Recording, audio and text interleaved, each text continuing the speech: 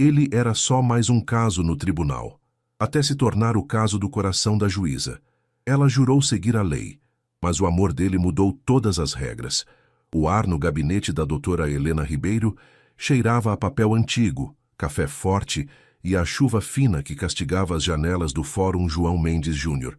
Do 15º andar, São Paulo era um monstro de concreto cinza, envolto por uma névoa persistente que espelhava o estado de espírito da juíza.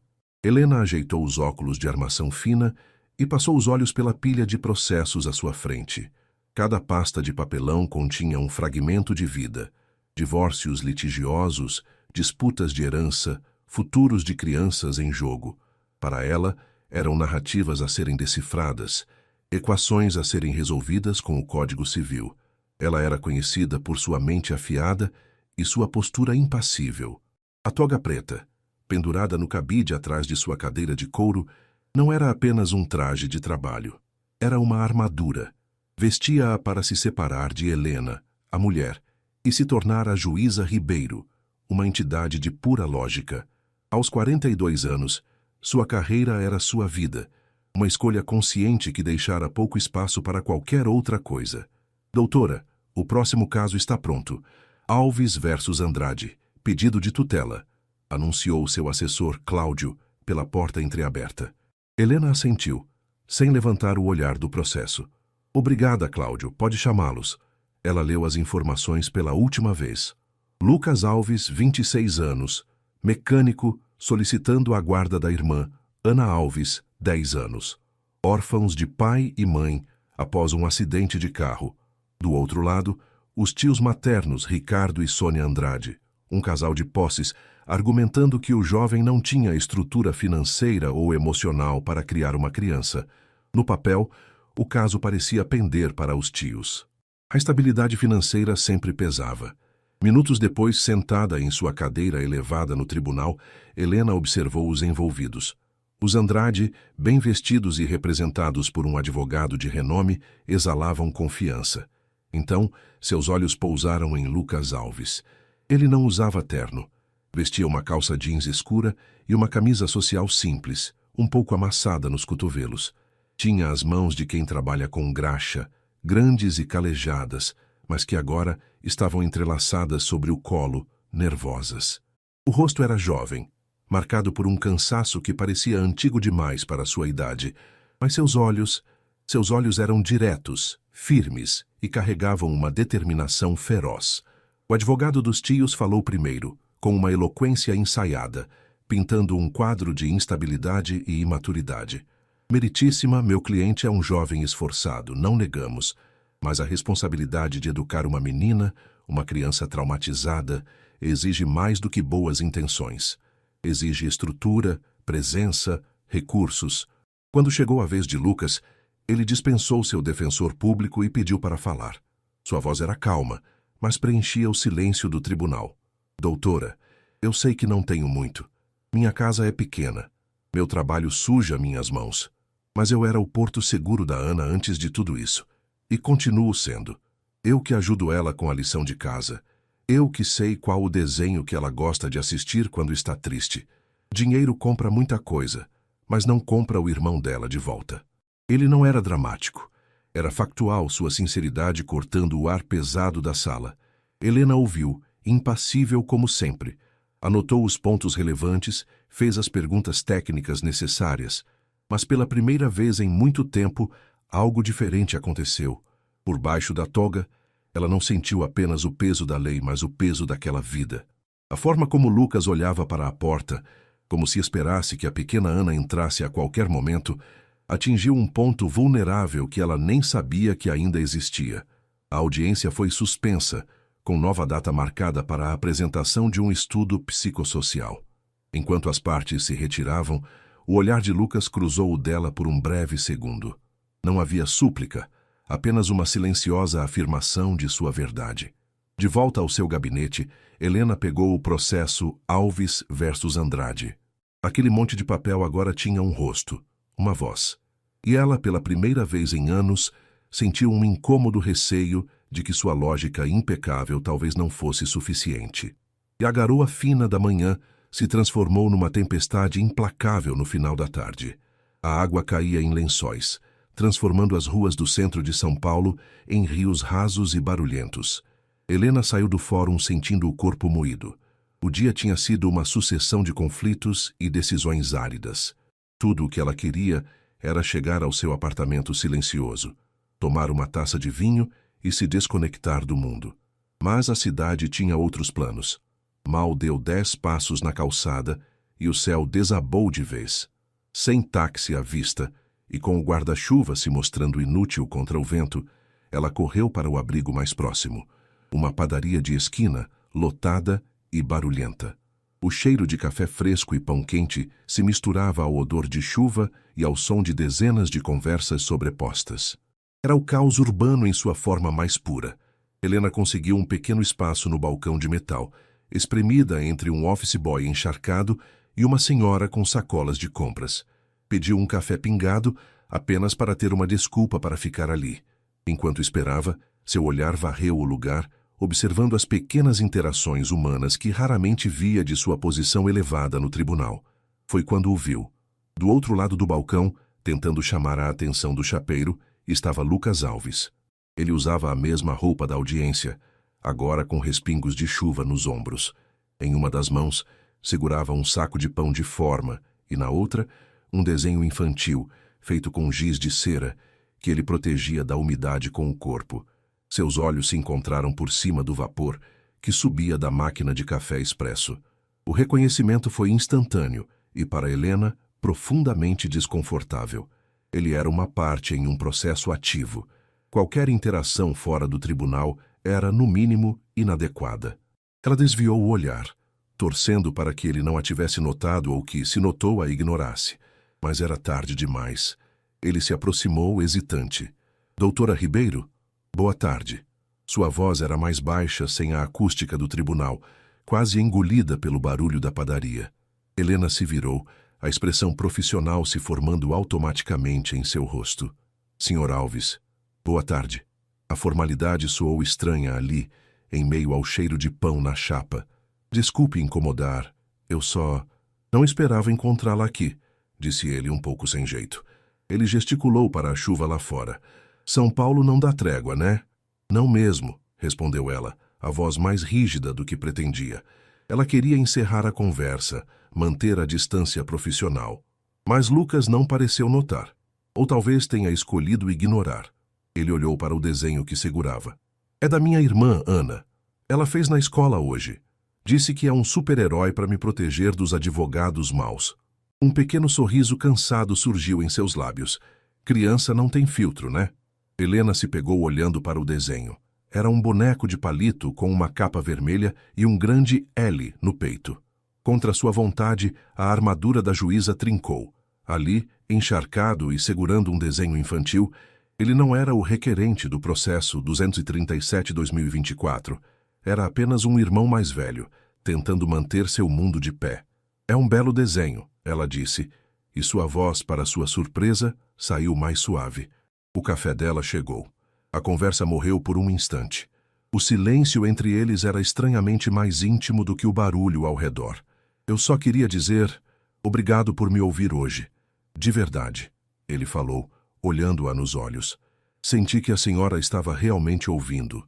O coração de Helena deu um solavanco. Era um elogio ao seu profissionalismo, mas soou perigosamente pessoal. É o meu trabalho, Sr. Alves. A chuva começou a diminuir. A multidão na padaria começou a se dispersar. Bom, eu preciso ir. A Ana está me esperando, disse ele. Tenha uma boa noite, doutora. O senhor também, respondeu ela, observando-o sair e abrir um guarda-chuva colorido, obviamente infantil. Ela ficou ali, segurando a xícara de café quente, o barulho da padaria subitamente distante. O encontro não durou mais que 3 minutos, mas foi o suficiente para derrubar o muro que ela passara anos construindo. Pela primeira vez, um caso do tribunal a havia seguido para a rua. E ela sabia com uma clareza assustadora que ele também a seguiria para casa. O apartamento de Helena, no bairro de Higienópolis, era um reflexo de sua mente, organizado, minimalista e com uma vista panorâmica da cidade que a mantinha sempre a uma distância segura do caos lá embaixo. Naquela noite, porém, a ordem do ambiente parecia uma farsa. O processo Alves versus Andrade estava aberto sobre sua mesa de jantar de vidro, mas as palavras técnicas pareciam borradas. A imagem que dominava seus pensamentos não era a dos autos, mas a de Lucas Alves protegendo um desenho de giz de cera da chuva. Ela se serviu de mais uma taça de vinho tinto, um merlot encorpado que não conseguia acalmar a inquietação em seu peito. Por que aquele caso a afetava tanto? Já havia julgado centenas de disputas de guarda, muitas delas mais dramáticas. A resposta era desconfortavelmente simples. Nenhum dos outros requerentes havia cruzado seu caminho em uma padaria com um sorriso cansado e uma vulnerabilidade que desarmava. Movida por um impulso que sua lógica profissional condenaria, Helena abriu seu notebook. Digitou Lucas Alves Mecânico São Paulo na barra de busca. Os resultados foram escassos. Havia o perfil de uma oficina na Zona Leste, com seu nome listado entre os funcionários e algumas fotos de carros. Mas então ela encontrou um perfil fechado em uma rede social, com uma foto pequena e granulada. Nela, Lucas sorria, abraçado a uma menina de tranças que era a cópia fiel dos olhos do irmão, Ana. Helena sentiu uma pontada de culpa. Aquilo era uma invasão, uma quebra de protocolo autoimposta. Juízes deveriam se ater aos autos, às provas apresentadas no tribunal, mas ela não conseguiu evitar. Aquele perfil continha o que o processo não mostrava: a vida. Fotos de um piquenique no Parque Ibirapuera, um vídeo de Ana aprendendo a andar de bicicleta, uma selfie dos dois com o rosto sujo de bolo de chocolate. Eram fragmentos de uma normalidade que Lucas lutava desesperadamente para preservar. No dia seguinte, no fórum, o peso da toga pareceu maior. Durante uma audiência de conciliação, ela se pegou distraída, a mente vagando para a pequena casa na Zona Leste. O advogado da parte contrária precisou repetir uma pergunta 2 vezes. Cláudio, seu assessor, a olhou com uma preocupação velada. Na hora do almoço, encontrou sua amiga e colega, a juíza Beatriz, no restaurante do fórum. Você parece exausta, Helena. Algum caso tirando seu sono? Perguntou Beatriz, enquanto mexia em sua salada. O de sempre, família se desfazendo, respondeu Helena evasiva. Tem um em particular, não tem? Conheço essa sua cara. Helena hesitou, depois cedeu. É uma disputa de guarda. Um rapaz de 26 anos tentando ficar com a irmã de 10, órfãos. Os tios querem a menina, tem dinheiro, estabilidade. E o rapaz não tem? Parece um caso simples no papel, comentou Beatriz. No papel, sim. Mas ele tem uma dedicação, uma força. É diferente, Helena admitiu, a voz mais baixa. Encontrei com ele por acaso ontem, numa padaria. Beatriz parou de comer e a encarou, os olhos sérios. Helena, cuidado. Você sabe a linha que não podemos cruzar. Empatia é uma coisa, envolvimento é outra. Esse rapaz é o seu jurisdicionado. Não se esqueça disso. Eu sei, disse Helena, mais para si mesma do que para a amiga. É só que, às vezes, a lei parece tão fria, tão inadequada para medir o tamanho de um afeto. Beatriz suspirou. É por isso que a toga é pesada, amiga. Ela nos força a carregar o peso do mundo sem deixar que ele nos esmague. Helena voltou para seu gabinete sentindo as palavras da amiga ecoarem em sua mente. Cuidado. Ela sabia que Beatriz estava certa. Mas enquanto olhava pela janela a cidade pulsando lá embaixo, percebeu que as rachaduras em sua armadura já haviam se formado. E ela não tinha certeza se queria consertá-las. A pequena casa na Vila Matilde era modesta, mas impecavelmente limpa. Nas paredes da sala, desenhos coloridos de Ana estavam presos com fita adesiva, criando uma galeria de arte improvisada. Lucas passou um pano pela mesa de centro pela 3ª vez, o coração batendo forte no peito. Em 10 minutos, a assistente social chegaria para a visita do estudo psicossocial, uma visita que poderia definir seu futuro e o de sua irmã. Lucas, a dona Marta vai gostar do meu desenho do sol com óculos de sol? Perguntou Ana, sentada no sofá, balançando as pernas que ainda não alcançavam o chão. Ela vestia seu melhor vestido, um azul com pequenas flores brancas. Lucas se virou e forçou um sorriso. Ela vai adorar, pequena. É o melhor sol de óculos de sol que eu já vi. Ele se ajoelhou na frente dela. Olha, a moça só vem para conversar, tá bom? Sobre a escola, sobre o que a gente gosta de fazer. É só responder a verdade, como a gente sempre faz. E se ela perguntar sobre o papai e a mamãe? A voz dela ficou pequena. O peito de Lucas se apertou. A gente fala a verdade também. Que a gente sente muita saudade, mas que um cuida do outro agora. Certo? Ana assentiu, abraçando o pescoço do irmão com força. O cheiro do shampoo de morango nos cabelos dela o acalmou. Era por aquilo que ele lutava. Por aquele abraço. Por aquela confiança. A campainha tocou pontualmente. Lucas respirou fundo e abriu a porta. Dona Marta era uma senhora de aparência amável, mas com um olhar que parecia ver através das paredes. Ela cumprimentou os dois com um sorriso profissional e entrou, observando tudo.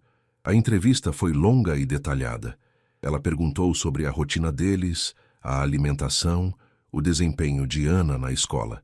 Pediu para ver o quarto da menina, que era pequeno, mas arrumado, com uma prateleira cheia de livros e bichos de pelúcia.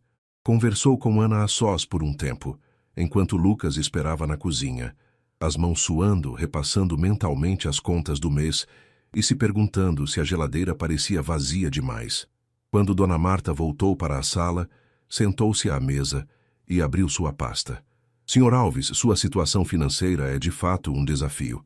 A renda da oficina é instável. O estômago de Lucas gelou. Era o argumento dos tios. Eu faço bicos nos fins de semana. Nunca faltou nada para a Ana. A gente se vira. Ela o observou por um longo momento. Eu vejo isso.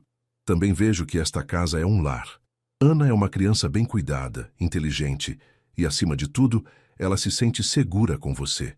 O vínculo entre vocês é o ponto mais forte de todo este processo. Ela fez uma anotação em seu relatório. Seu amor por ela é evidente, mas você precisa de uma rede de apoio. Já pensou nisso? Os vizinhos ajudam.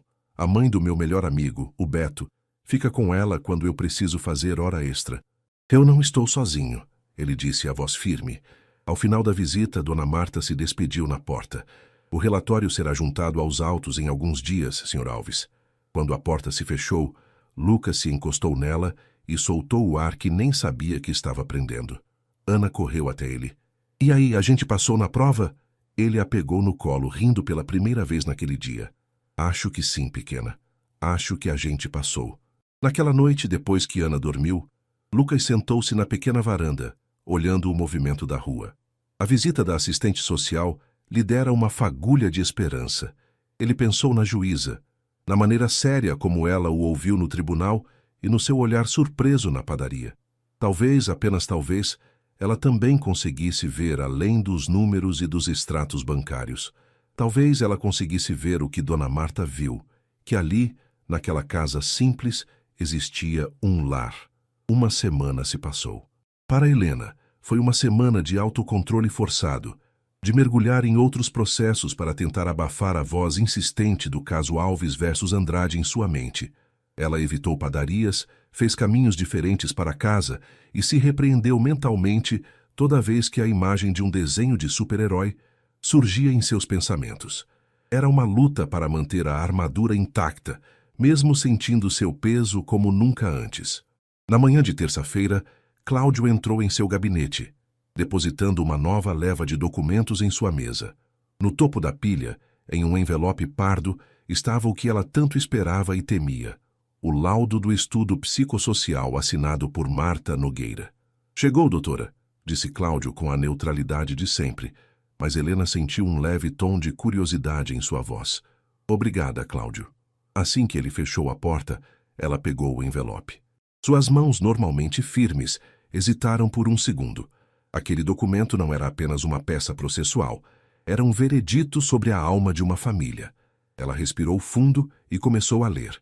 As primeiras páginas eram técnicas, descrevendo a metodologia, as entrevistas, a análise do ambiente. Mas à medida que avançava, as palavras da assistente social pintavam um quadro vívido e inegável. Frases saltavam do texto, ressoando com o que Helena já sentia. Apesar da modesta condição financeira, o ambiente doméstico é rico em afeto e rotinas estruturadas, elementos cruciais para o desenvolvimento saudável da menor. Observa-se um forte e positivo vínculo fraternal, sendo o Sr. Alves, a principal figura de referência e porto seguro para a criança desde o falecimento dos genitores. A separação abrupta deste vínculo apresenta alto risco de trauma psicológico adicional para a menor. Helena parou, relendo a última frase. Alto risco de trauma. A lei falava de melhor interesse da criança, e ali estava ele, traduzido em termos técnicos, mas com um peso emocional esmagador. O relatório continuava, detalhando a rede de apoio informal que Lucas havia construído, o bom desempenho de Ana na escola e a maturidade surpreendente com que Lucas lidava com suas responsabilidades. A conclusão era clara e direta. Recomenda-se, salvo o melhor juízo deste egrégio tribunal, a concessão da tutela da menor Ana Alves ao seu irmão, Lucas Alves, com acompanhamento periódico do Conselho Tutelar, para garantir o suporte necessário à nova estrutura familiar. Um alívio profundo e perigoso inundou Helena. Não era apenas uma opinião, era uma recomendação técnica, fundamentada. Havia uma base legal sólida para a decisão que seu coração começava a desejar. Ela se recostou na cadeira, o laudo em mãos. Pela primeira vez sentiu que a justiça e a humanidade poderiam andar juntas naquele caso. A sensação durou pouco. No final da tarde, o advogado dos tios Andrade protocolou uma nova petição contestando veementemente o laudo. Ele o chamou de superficial e tendencioso, acusando a assistente social de ter sido seduzida por uma narrativa sentimental. E então veio o golpe. Ele anexou um documento que fez o estômago de Helena revirar. Era uma notificação de despejo, datada de 2 meses atrás para o endereço de Lucas. A petição argumentava: como pode um jovem que sequer consegue manter um teto sobre a própria cabeça ser guardião de uma criança? Helena ficou olhando para a notificação. A esperança de uma decisão simples e clara se desfez. Aquele documento era uma arma poderosa. O caso acabara de se tornar uma guerra jurídica e Lucas estava em clara desvantagem. Ela sentiu uma onda de frustração, quase raiva.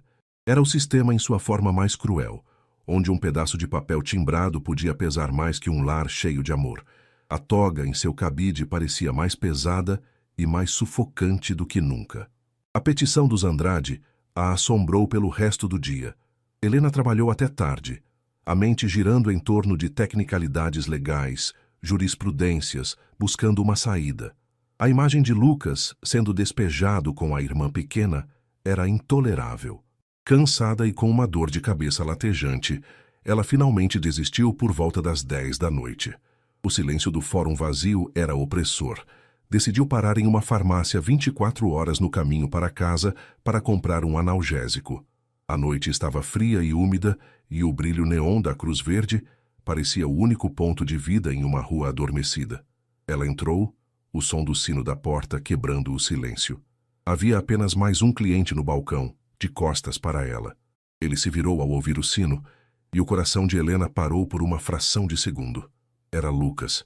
Seu rosto estava pálido sob a luz fluorescente, os olhos fundos de preocupação.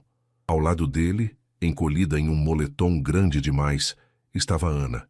A menina tremia um pouco, o rosto corado de febre. O constrangimento do encontro foi imediatamente suplantado pela cena à sua frente. Lucas parecia desesperado, falando em voz baixa com o farmacêutico. A febre não baixa com o antitérmico que eu tenho em casa. Ela está com 39 graus. Pode ser só uma virose, mas com essa temperatura, o ideal é levar a um pronto-socorro, meu amigo, aconselhou o farmacêutico. Eu não posso. O carro da oficina quebrou hoje. Estou a pé. O hospital mais perto fica a 20 minutos de caminhada, disse Lucas, o desamparo evidente em sua voz. Ele olhou para Ana, que tossiu. Um som pequeno e frágil. Naquele momento, as fronteiras entre a juíza Ribeiro e Helena se dissolveram completamente. Ela se aproximou, a bolsa ainda no ombro. Senhor Alves! Lucas se virou surpreso. Vê-la ali, àquela hora, em roupas casuais e com uma expressão de genuína preocupação, era desconcertante. Doutora, desculpe a intromissão, disse ela, a voz calma e firme, a mesma que usava para acalmar os ânimos no tribunal, mas agora com um timbre diferente. Eu estou de carro. Posso levá-los ao hospital. Lucas a encarou. Uma mistura de choque, desconfiança e gratidão em seus olhos. A juíza que decidiria seu futuro estava ali. oferecendo uma ajuda que ia muito além de qualquer protocolo. Eu não sei se é certo, doutora. A gente não deveria... Ela está com febre, interrompeu Helena olhando para a menina. Isso é o que importa agora. O resto não existe. Vamos. Não era uma ordem, mas soava como uma. Lucas, exausto e sem opções, assentiu. O trajeto até o hospital infantil foi feito em um silêncio denso. Helena dirigia com foco enquanto Lucas, no banco de trás, segurava a mão de Ana, que havia adormecido, a cabeça apoiada em seu ombro. Pelo retrovisor, Helena via a cena. A luz dos postes passava pelo vidro, iluminando o rosto de Lucas. Nele não havia o requerente desafiador do tribunal, nem o rapaz tímido da padaria. Havia apenas o guardião, o protetor, a personificação de tudo o que o laudo da assistente social descrevera. Quando chegaram à entrada da emergência, Helena parou o carro. Lucas pegou a irmã adormecida no colo com um cuidado infinito. Antes de sair, ele se virou para ela. Doutora, eu não sei como agradecer. De verdade. Não precisa, respondeu ela, a voz um pouco rouca. Só cuide dela. E me dê notícias, se puder. O último pedido escapou antes que ela pudesse contê-lo. Era pessoal demais. Ele assentiu e saiu, desaparecendo pelas portas automáticas do hospital. Helena ficou parada, o motor do carro ligado, as mãos tremendo levemente sobre o volante. Ela havia acabado de cruzar uma linha invisível, uma fronteira ética que jurara nunca ultrapassar. E a parte mais assustadora era que, naquele momento, ela não sentia nenhum arrependimento. Na manhã seguinte, Helena sentia como se não tivesse dormido. Cada gole de café parecia amargo, incapaz de dissipar a névoa de ansiedade que se instalara em sua mente. A imagem de Ana, pequena e febril no banco de trás de seu carro, estava gravada em sua memória. O ato de ajudá-los parecera tão instintivamente correto na noite anterior, mas, sob a luz fria da manhã, ele se transformava em uma imprudência colossal. Ela repassava a conversa com Beatriz em sua cabeça. Cuidado, Helena. Esse rapaz é o seu jurisdicionado. Ela não apenas se aproximou da linha, ela a atravessou em alta velocidade com os faróis ligados. Qualquer advogado minimamente competente poderia usar aquilo para pedir sua suspeição, anular o processo, acusá-la de parcialidade. Sua carreira, construída com tanto rigor e sacrifício, estava vulnerável por causa de um impulso. Por volta das 10 horas, enquanto tentava se concentrar em um complexo processo de falência, seu celular pessoal, deixado sobre a mesa, vibrou. Era uma mensagem de um número desconhecido. Seu coração acelerou. Doutora Ribeiro, aqui é o Lucas Alves. Desculpe o incômodo, só queria avisar que a Ana está bem. Era uma infecção de garganta, já está medicada e descansando. E queria agradecer de novo. A senhora salvou nossa noite. Helena leu a mensagem 3 vezes. A formalidade misturada à gratidão genuína era mais desarmante do que qualquer argumento jurídico. Ela deveria ignorar, apagar o número, fingir que nunca aconteceu. Mas seus dedos se moveram por conta própria. Fico aliviada em saber, Sr. Alves.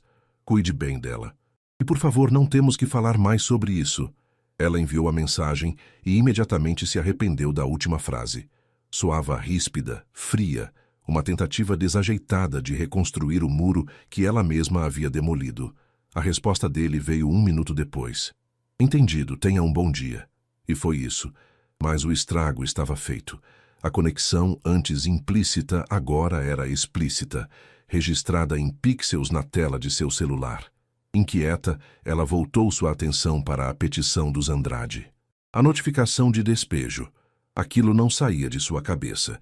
Impulsionada por uma necessidade de entender que beirava a obsessão, ela fez algo que raramente fazia. Usou o sistema de acesso público do Tribunal de Justiça para pesquisar processos relacionados ao endereço de Lucas. Não era ilegal, mas a motivação era inteiramente pessoal. Ela encontrou um processo de consignação em pagamento movido por Lucas Alves contra o proprietário do imóvel. Lendo os autos, a história se revelou. Havia um vazamento grave no telhado do quarto de Ana. O proprietário se recusou a consertar. Lucas, orientado pela defensoria, depositou o valor do aluguel em juízo até que o reparo fosse feito. O proprietário, como retaliação, enviou a notificação de despejo. O caso fora resolvido com um acordo semanas depois, com o proprietário realizando o conserto. Mas a notificação, a prova usada pelos tios, permanecia como uma cicatriz no histórico dele. Helena se recostou, sentindo uma mistura de alívio e fúria. A verdade estava ali, a poucos cliques de distância, mas o advogado dos Andrade havia apresentado apenas o fragmento que servia à sua narrativa, distorcendo a realidade. Lucas não era um inquilino inadimplente. Ele era um irmão protegendo o quarto de sua irmã.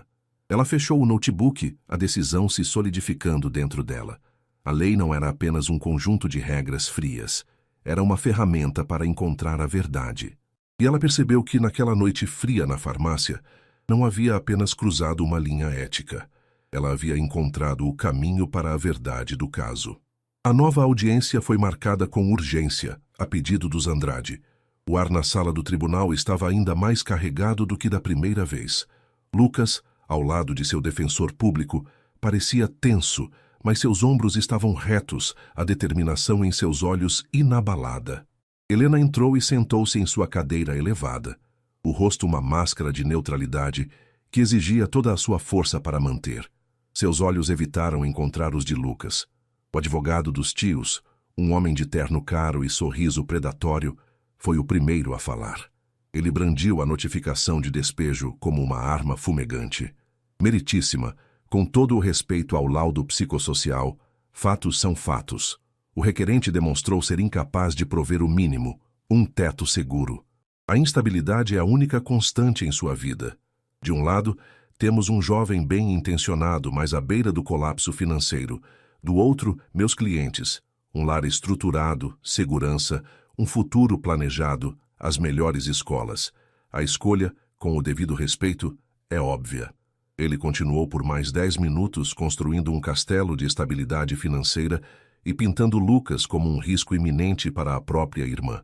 Quando chegou a vez da defesa, o defensor público começou sua argumentação, mas Helena o interrompeu com um gesto suave. Ela se virou para Lucas.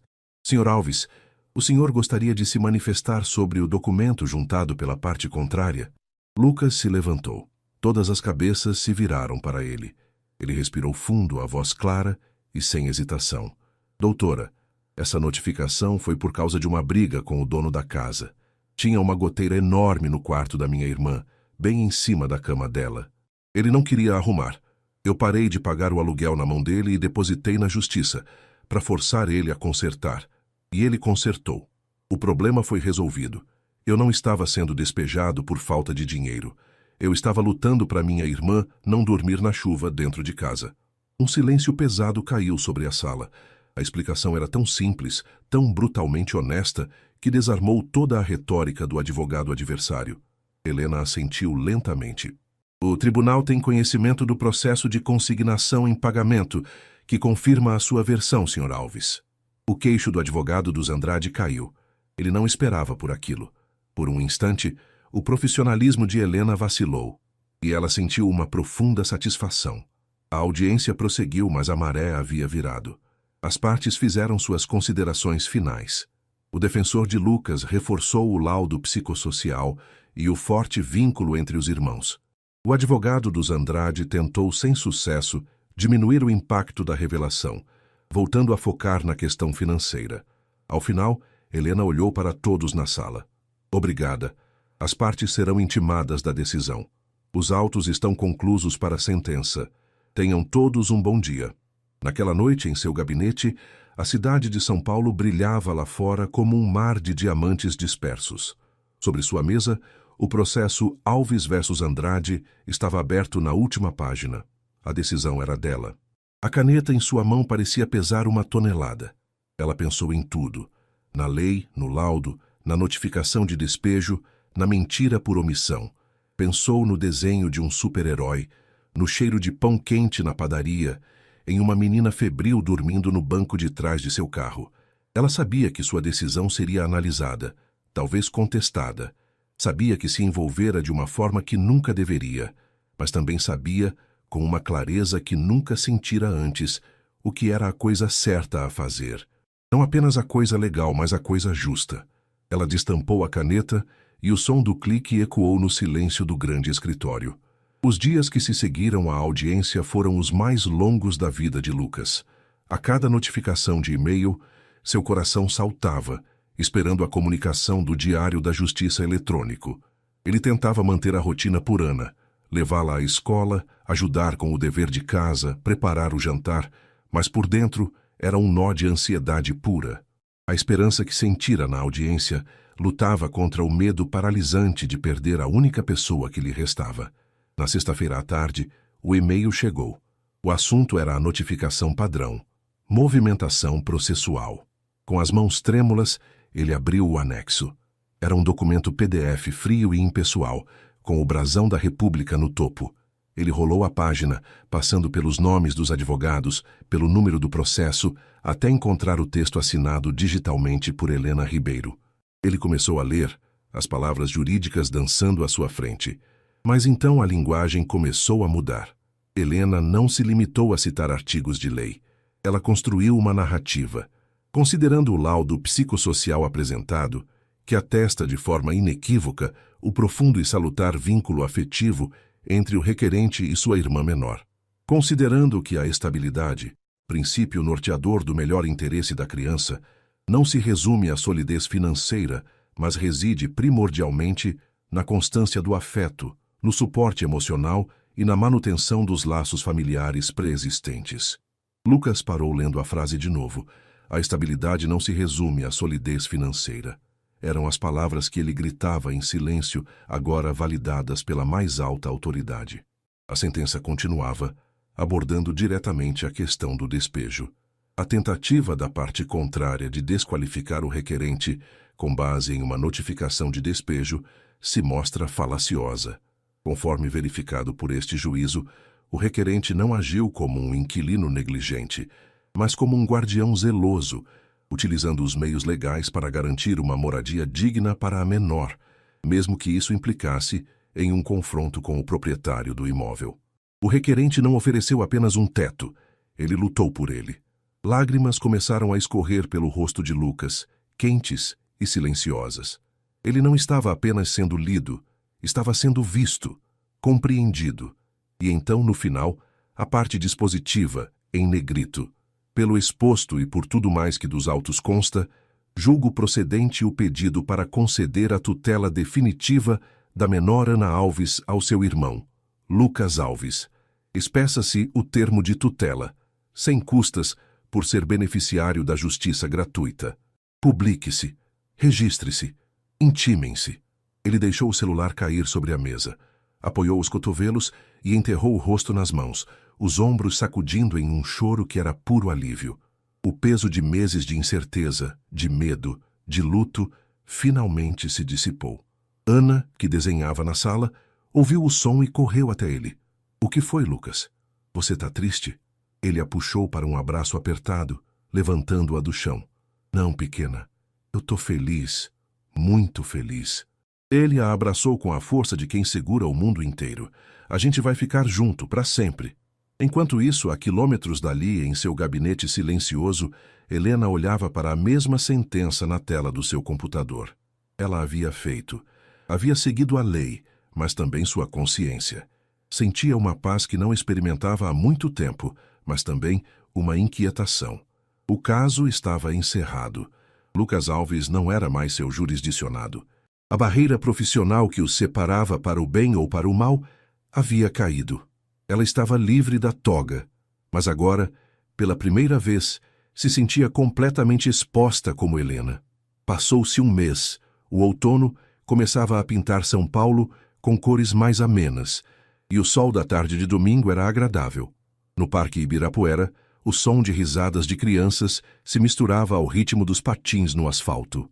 Helena caminhava lentamente pela beira do lago, usando jeans e uma blusa simples. Havia muito tempo que não fazia aquilo. Simplesmente andar sem um destino, sem um prazo. Após a sentença, ela tirou uma semana de férias. Precisava de distância, de silêncio. A decisão não foi contestada pelos tios, e o caso foi arquivado. Oficialmente, Lucas e Ana não faziam mais parte de seu universo profissional, mas eles não haviam saído de seus pensamentos. Foi então que ela os viu. Perto de uma das grandes árvores, Lucas empurrava Ana em um balanço improvisado, que ele havia amarrado em um galho. A menina gargalhava, o cabelo voando, a alegria pura e contagiante. Ele parecia mais leve, o cansaço em seus olhos substituído por uma serenidade tranquila. Helena parou, o coração batendo um pouco mais forte. Deveria ir embora, fingir que não os viu, mas o que a impedia agora? Não havia mais processo, não havia mais toga. Havia apenas duas pessoas que compartilharam, de formas diferentes, um momento crucial em suas vidas. Como se sentisse seu olhar, Lucas se virou e a viu. Um sorriso lento e genuíno se abriu em seu rosto. Ele falou algo para Ana e começou a caminhar na direção dela com calma. Doutora, Helena, ele se corrigiu um pouco sem jeito. Que coincidência. Olá, Lucas, disse ela, a voz soando surpreendentemente natural. Parece que vocês estão aproveitando o dia. Estamos. Ela finalmente aprendeu a não ter medo de ir muito alto. Ele disse, olhando para a irmã com orgulho. Um silêncio confortável se instalou entre eles por um momento. Eu nunca tive a chance de agradecer direito. Não de verdade. Você não precisa, respondeu Helena. Eu fiz o meu trabalho. A decisão foi técnica. Lucas balançou a cabeça, os olhos fixos nos dela. Foi mais do que isso. A senhora... Você leu o que não estava no papel, e eu nunca vou esquecer. Ele respirou fundo como se tomasse coragem. O processo acabou. Eu não sou mais o seu caso no tribunal. Não, não é, ela concordou, um pequeno sorriso surgindo em seus lábios. Então, ele continuou, a hesitação dando lugar a uma confiança serena. A gente vai tomar uma água de coco. Ana adora. Você gostaria de tomar uma com a gente? Como... Helena... O convite era simples, mas carregado de significado. Era o fim de uma história e o começo de outra, incerta e desconhecida. Era a demolição final de todos os muros. Olhando para o homem à sua frente e para a menina que gargalhava no balanço, Helena soube, com a mesma clareza com que soube qual sentença dar, qual era a resposta certa. Eu adoraria, Lucas. E enquanto caminhavam juntos em direção ao quiosque, com Ana correndo na frente, o sol da tarde paulistana parecia pela primeira vez em muito tempo prometer um novo começo. Ele não era mais um caso no tribunal. Era o começo de um caso do coração. E talvez pela primeira vez, a juíza estava pronta para julgar com nada além dele.